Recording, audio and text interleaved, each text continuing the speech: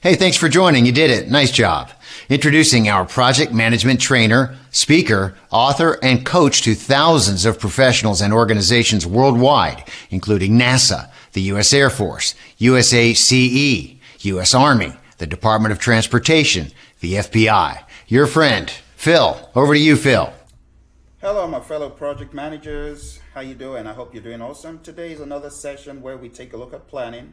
So we started this journey many days ago, taking a look at all the different processes, those in initiating, and we started taking a look at planning, if you remember, and we took a look at develop project management plan. I gave you an idea of how that works, how all of those subsidiary plans come together in develop project management plan.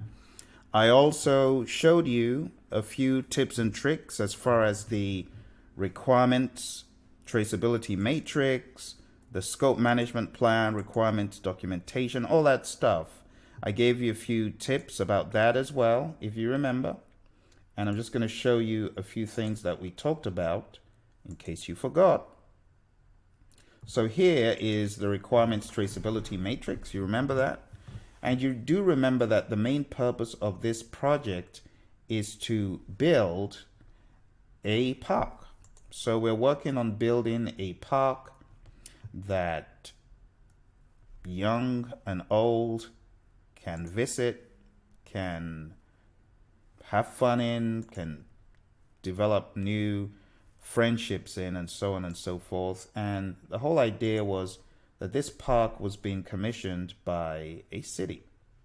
So we've been rather creative in taking a look at what exactly this would entail. So the requirements traceability matrix was just one of the little pieces we looked at. We also took a look at the project charter, like way back in the beginning. We took a look at what a project charter would look like.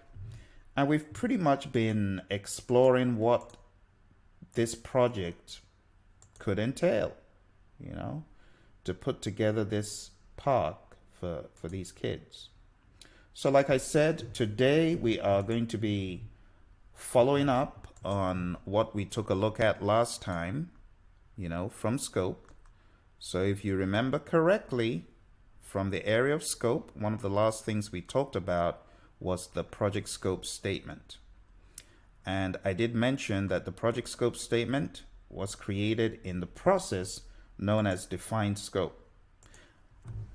Believe it or not, I've come across quite a number of companies that are not too involved in defined scope. In fact, they do not create a project scope statement. But this process called defined scope is where all of the different features and functions are fully elaborated. It is also where the inclusions and exclusions of the project are elaborated upon. So this is one of those processes that is very important but doesn't get done very much, at least not in this form. So by the time you're done with defined scope, the goal is to have a detailed project scope statement. You want to have a detailed document that really defines for you what exactly the product is and how you know that the product has been, completed to satisfaction. And in addition to that, you also have the acceptance criteria spoken about. I gave you the example of a chicken sandwich, if you remember, and we talked about how you would define all the things that need to be done, and you would come up with the project scope statement that defines the inclusions, the exclusions, the constraints, and the assumptions, which could be quite a task. And when I say contains, I mean, as far as the constraints and assumptions, you are revalidating the constraints and assumptions that have already been, you've already started putting those into the assumption log. But at the end, you get this project scope statement with inclusions and exclusions and a revalidation of the constraints and assumptions, the deliverable description, and a thorough explanation as far as how you know that you have arrived to completion with a deliverable. In other words, what is the acceptance criteria? So this process is followed by one called Create WBS. And we're going to be taking a look at the Create WBS process today. I know some of my friends have read about Create WBS, but they've never seen one. Well, the Create WBS process starts off with this right here, the project scope statement becoming an input to it, you see. So we're going to take the project scope statement. That is going to become an input to the Create WBS process. And then we're going to begin to create a work breakdown structure. Hey, Phil. So let's advance a little bit. Can you hear me, from Phil? Here. Hey, Phil. And I will be showing you. Phil, I'm sorry. I have to take over at this point. Phil, I appreciate all that you've been saying, but do you know that the way things are leaning, it looks like all this process business is, I don't know, is probably going to go away. Now, I want to challenge you to think about how the classic end of the reign or the dominance of the PMP exam could look like. Think about it. What do you think could take the PMP exam out of world dominance? It's currently the most dominant project management certification in the world. Now, as you saw from that video, I proudly had my PMBOK guide lying right over here.